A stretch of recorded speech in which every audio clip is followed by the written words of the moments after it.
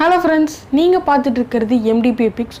Corona அப்படிங்கிற ஒரு virus வந்ததுனால அதை ப்ரிவெண்ட் பண்ணுறதுக்கு எல்லாருமே ஃப்ரீக்வெண்ட்டாக ஹேண்ட் வாஷ் பண்ண சொல்லுவாங்க. அதனால ஹேண்ட் வாஷோட விலைலாம் தங்க மாதிரி ஏறி போச்சு.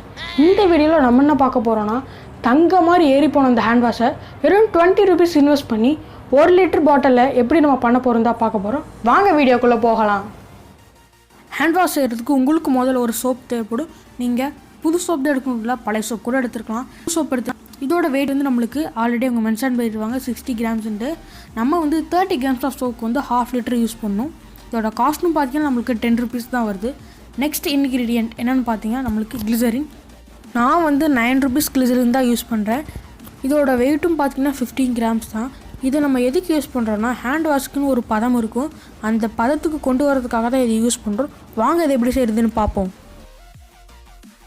இப்போ நம்மளோட சோப்பை வந்து கேரட் துருவுறதுக்கு, பீட்ரூட் துருவுறதுக்குலாம் யூஸ் பண்ணுறதுக்கு ஒரு இன்ஸ்ட்ருமெண்ட் இருக்கும். அதை யூஸ் பண்ணி நம்ம சோப்பை ரொம்ப சின்னதாக துருவ போகிறோம். ஏன் இப்படி துருவுறோன்னு கேட்டிங்கன்னா, சின்னதாக சோப்பு இருக்கிறப்ப இதை நம்ம சுடுதண்ணியில் கொடுத்து வேக வச்சோன்னா ஈஸியாக சோப்பு வந்து தண்ணியில் கரைஞ்சிரும். அதனால் அந்த இன்ஸ்ட்ருமெண்ட்டில் குட்டி ஓட்டை இருக்கிற சைடாக பார்த்து நீங்கள் துருவிட்டிங்கன்னா நீங்கள் ஹேண்ட் வாஷ் பண்ணுற டைமும் உங்களுக்கு ரொம்ப சேவ் ஆகும் நண்பா. இப்போ பார்த்தீங்கன்னா நான் வந்து நம்மளோட சோப்பை ரொம்ப சின்னதாகவே துருவிட்டேன். இதை கொண்டு போய் இப்போ நம்ம சுடுதண்ணியில் கரைக்க போகிறோம். நெக்ஸ்ட்டு ஸ்டவ் ஆன் பண்ணிட்டு இந்த மாதிரி ஒரு குண்டான் எடுத்து வச்சுக்கோங்க. இது வந்து ஃப்ரூட்டி 1/2 லிட்டர் பாட்டில். நம்ம வந்து 60 கிராம்ஸ் ஆஃப் சோப் எடுத்துருக்கனால 30 கிராம்ஸ் ஆஃப் சோப்புக்கு வந்து நம்ம 1/2 லிட்டர் ஊற்றணும். அதனால் இந்த ஃப்ரூட்டி பாட்டிலில் 2 பாட்டில் ஊற்றினா 1 லிட்டர் ஆயிரும். அதனால் நான் வந்து பைப் வாட்டர் பிடிச்சி இந்த மாதிரி 2 பாட்டில் ஊற்றிட்டேன். இந்த மாதிரி நீங்கள் ஸ்டவ் வச்சதுக்கப்புறமா ஃபுல்லாக வச்சுட்டு கொதிக்கிற வரைக்கும் வெயிட் பண்ணுங்கள் நண்பா. இப்போ பார்த்தீங்கன்னா தண்ணி வந்து நம்மளுக்கு கொதிக்க ஆரம்பிச்சிருச்சு. இந்த நேரத்தில் நம்ம வந்து சோப்பை கொஞ்சம் கொஞ்சமாக இந்த மாதிரி ஆட் பண்ணி நல்லா மிக்ஸ் பண்ணிக்கோங்க. நான் வந்து ஃபாஸ்ட் ஃபார்வர்ட் பண்ணியிருக்கேன், அதனால் உங்களுக்கு ஃபாஸ்ட்டாக தெரியும். நான் ஏன் இந்த மாதிரி ஃப்ரீக்வெண்ட்டாக மிக்ஸ் பண்ண சொல்கிறேன்னா, நீங்கள் சோப்பை மட்டும் ஆட் பண்ணிட்டு அப்படியே வச்சுருந்தீங்கன்னா சோப் வந்து லேயராக ஃபார்ம் ஆகி கட்டி ஆயிரும். அப்படி ஆகாமல் இருக்கணும்னா நீங்கள் சோப்பு கரையிறதும் மிக்ஸ் பண்ணிகிட்டே இருங்க. இந்த மாதிரி நீங்கள் வந்து 3 to 5 மினிட்ஸ் சிம்மில் வச்சு நல்லா மிக்ஸ் பண்ணிக்கோங்க. 3 to 5 மினிட்ஸ்க்கு அப்புறமா சோப் நல்லா கரைஞ்சிருச்சு. இப்போ வந்து நம்ம கிளிசரின் ஆட் பண்ண போகிறோம். இந்த மாதிரி ஸ்பூனில் நீங்கள் கிளிசரின் வந்து 3 ஸ்பூன்ஸ் ஆட் பண்ணணும். அப்போ தான் நம்மளுக்கு பதம் வந்து கரெக்டாக இருக்கும். உங்கள்கிட்ட இதை விட சின்ன ஸ்பூன் தான் இருக்குன்னா நீங்கள் ஒரு 4 to 5 ஸ்பூன்ஸ் இந்த மாதிரி ஆட் பண்ணிக்கலாம். இப்போ பார்த்தீங்கன்னா நான் வந்து 2 ஸ்பூன் ஆட் பண்ணிட்டேன். கடைசியாக நம்ம வந்து 3rd ஸ்பூனையும் ஆட் பண்ணிட்டோம். இந்த மாதிரி நீங்கள் ஆட் பண்ணதுக்கப்புறமா கொஞ்ச நேரம் சிம்மில் வச்சு நல்லா பாயில் பண்ண விட்டுட்டு ஃப்ரீக்வெண்ட்டாக இந்த மாதிரி நீங்கள் கிண்டிக்கிட்டே இருங்க. அப்புறமா ஒரு 3 to 5 மினிட்ஸ் நீங்கள் தொடாமல் சிம்லேயே வச்சு அந்த மாதிரி பாயில் பண்ண வச்சுருங்க. இந்த மாதிரி நீங்கள் பாயில் பண்ணிங்கன்னா கிளிசரின் வந்து நம்மளோட சோப் சொல்யூஷனில் இந்த மாதிரி நல்லா மிக்ஸ் ஆயிரும். நீங்கள் 3 to 5 மினிட்ஸ் பாயில் பண்ணதுக்கப்புறமா இந்த மாதிரி ஒரு அமைதியான இடத்துல இந்த சொல்யூஷனை வந்து 10 to 12 ஹவர்ஸ் தொடாமல் இந்த மாதிரி அமைதியாக வச்சுருங்க நண்பா. இப்போ பாரு வந்து நான் வந்து ஒரு 12 ஹவர்ஸ் 15 ஹவர்ஸ்க்கு அப்புறம் வந்து பார்க்குறேன். பார்த்தா அப்படியே ஜெல்லி மாதிரி உறைஞ்சிருச்சு. அப்படியே கரண்டி வச்சு அள்ளுறப்ப செம்மையாக இருக்குது.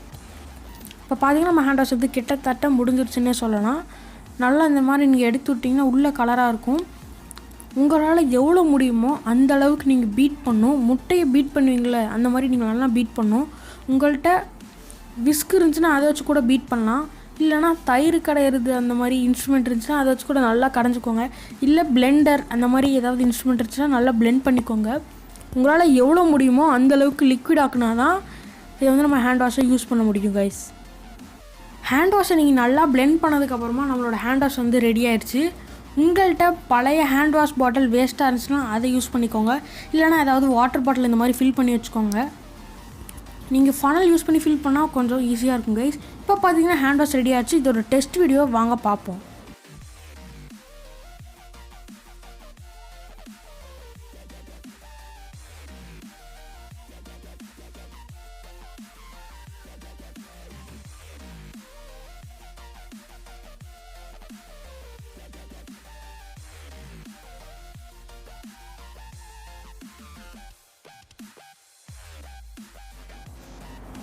ஒரு வழியாக 20 ரூபீஸில் எப்படி 1 லிட்டருக்கு ஹேண்ட் வாஷ் ஆயிருதுன்னு உங்களுக்கு தெரிஞ்சிருக்குன்னு நினைக்கிறேன்.